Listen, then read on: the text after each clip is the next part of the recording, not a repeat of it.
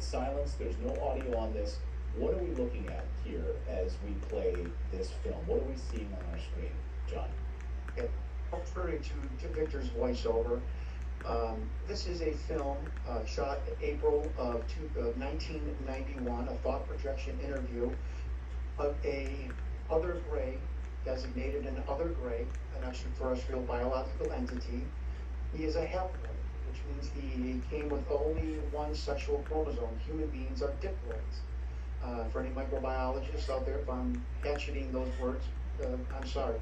But this being had only one sexual chromosome.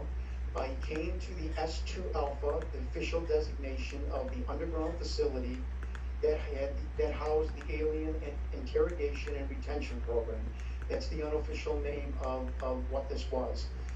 They call these interview suites the ambassador suites because the government did try for the care and to treat these and look at these beings, and still do, as ambassadors from other planets and other dimensions. And you hear David Grush coughing on his words, it's because he doesn't want to tell you that some of these beings are from other dimensions.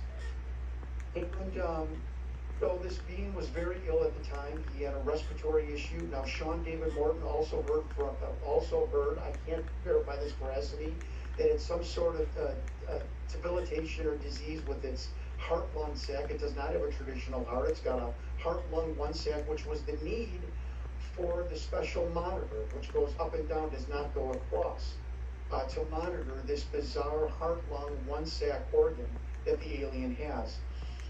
And behind the viewing glass were 5 men, 2 telepaths.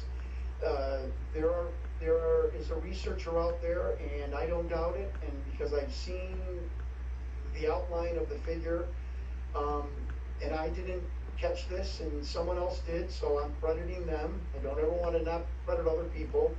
That Colin Powell was in that interview room. Now, I know that sounds crazy. I can't verify it, but it certainly looks like the outline of him. It looks like an African-American male in his 50s wearing an Army Class A dress uniform.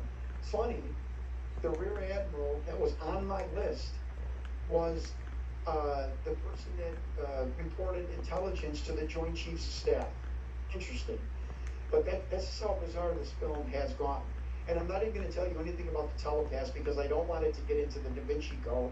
But even Doty said that the telepathic program, the people they hired, was ridiculous. They were like one step above 1-800 psychics back in the 80s and 90s. But there was 2 men in particular that were very in touch with these beings, and they would sit down with these aliens and these beings and immediately get information and relate it back to whatever military person was in the room.